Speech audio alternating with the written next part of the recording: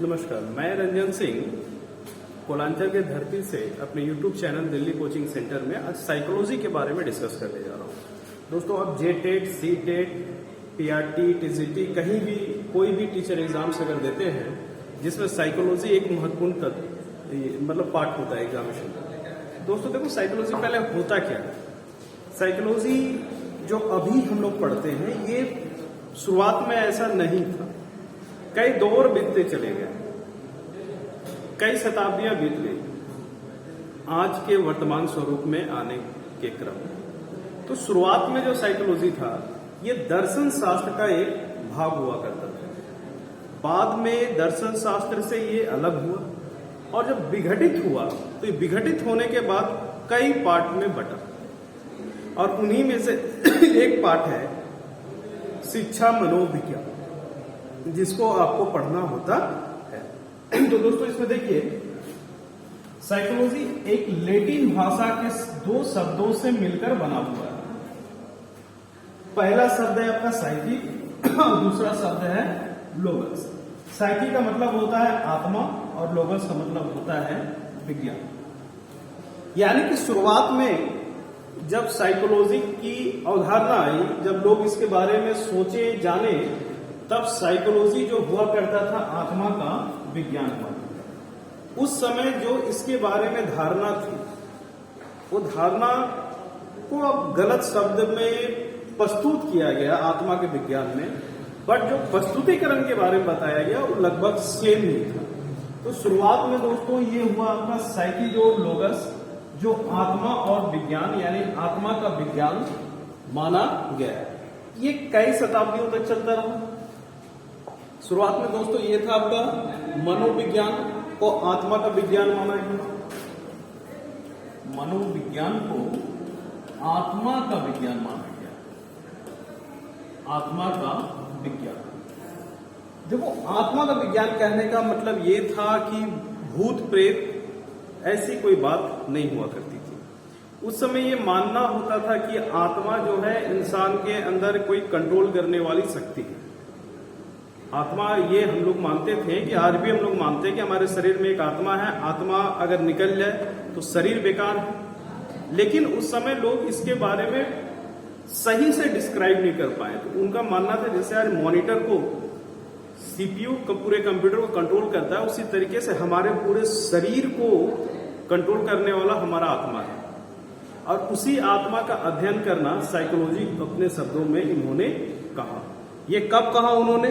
इस 16वीं शताब्दी में। 16वीं शताब्दी, ठीक है, 16वीं शताब्दी में। कहने वाले कौन थे भाई? किसी ने तो कहा होगा। कहने वाले थे आपके प्लूटो, अरस्तु और डेकार्ट। इन लोगों ने कहा कि जो मनोविज्ञान है वो आत्मा का विज्ञान है।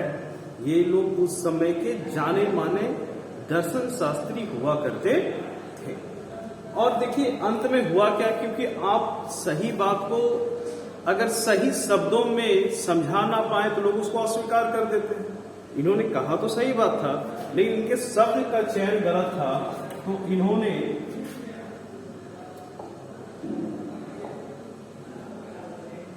पॉज कर लो।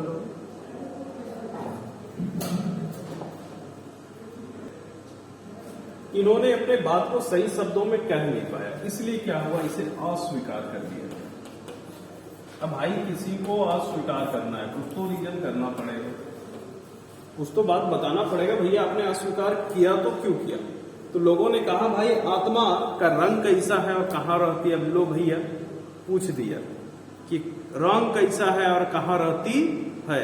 अभी तो सुबह कहा था, पहले ही कहा था कि भैया जिस शरीर में है वही आत्मा है, लेकिन ये बताना तो मुश्किल है कि रंग कैसा है और कहाँ रहती है। इसलिए 16वीं शताब्दी में जो मनोविज्ञान का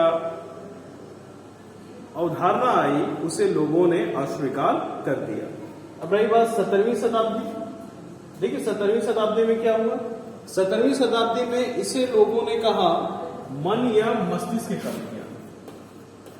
मन या मस्तिष्क का विज्ञान, मन या मस्तिष्क का विज्ञान। ठीक है, मन या मस्तिष्क का विज्ञान। तो दोस्तों हुआ क्या, मन या मस्तिष्क का विज्ञान लोगों ने कह तो दिया, मन या मस्तिष्क का विज्ञान लोगों ने कह तो दिया, और ये भी कहना सही था क्योंकि ये एक सीरीज चल रहा था आत्मा से लेके व्यवहार तक के क्रम में आने का। तो मन या मस्तिष्क यानी कि लोगों का मन का विज्ञान, लोगों के मन के बारे में जानना और उसके दिमाग में चल रहे सीक्वेंस के बारे में जानना, ये क्या था, आपका मनोविज्ञान था। आमतौर पे आज भी हमारे मन में यह अवधारणा है कि मनोविज्ञान का मतलब क्या होता है, मन का विज्ञान। मनोविज्ञान का अर्थ है मन का विज्ञान, और इसे जो बतलाने वाले थे ये थे पैम्पोलोजी और थॉमस रीड। पैम्पोलोजी और थॉमस रीड, पैम्पोलोजी और थॉमस रीड, इन लोगों को यह मानना था कि जो मनोविज्ञान है वो मन का विज्ञान है, मस्तिष्क का विज्ञान है। लेकिन ये जब आया 17वीं शताब्दी में, तो भैया मन तो मन है, मन में कुछ भी हो सकता है, लेकिन हर चीज जो मन का है वो मन में भी रह सकता है। मन तो मन है, मन में कुछ भी हो सकता है, कुछ मन की बात मन में ही रह सकती है। बात तो यहां गड़बड़ा ही गया। लोगों ने कहा भैया ये भी नहीं चलेगा, कहा अभी भी नहीं चलेगा, नहीं चलेगा तो बोला का जाओ निकलो। तो इसको भी क्या कर दिया गया, अस्वीकार किया गया। क्या कहा गया भाई, इसको भी अस्वीकार कर दिया गया। अब देखो इसको भी अस्वीकार करने का टेक्निक अपना लिया, जिसको रिजेक्ट कर रहा है कैसे कर लेगा। ठीक है, तो कैसे कर सकता है मन को अस्वीकार, तो किया का भैया देखो ये कहा मन का स्वरूप कैसा है, मन का स्वरूप कैसा है और इसकी आकृति या प्रवृत्ति का अध्ययन नहीं किया जा सकता है। मन का स्वरूप कैसा है और इसकी आकृति की अध्ययन किया जा सकता नहीं है। तो देखो 16वीं शताब्दी में ये अलग हुआ दर्शन शास्त्र से, मन का आत्मा का विज्ञान अरस्तु के द्वारा, फिर इसको माना क्या मन का विज्ञान पैम्पोलोजी डेकार्त के द्वारा, लेकिन दोनों अभी तक गड़बड़ाए हुए थे और दोनों क्या थे, अस्वीकार कर दिए गए थे। अब 18वीं शताब्दी आता है। 18वीं शताब्दी को लिखा गया डार्क एज। 200 साल तक एक के पॉइंट पे महान वैज्ञानिक की परिभाषा को अस्वीकार किया गया। तो भैया अब 18वीं शताब्दी में कौन हिम्मतें नहीं जुटाया, कोई बोलबे नहीं किया, कोई ये नहीं बोला कि भैया ये होगा क्या। तो इस क्रम में इसको क्या बोला गया, डार्क एज। यहां पे इस पे कुछ भी किसी तरीके का कोई स्टेटमेंट नहीं है। इसके बाद आया आपका चेतना का विज्ञान। चेतना का विज्ञान ये आया आपको 19वीं शताब्दी में।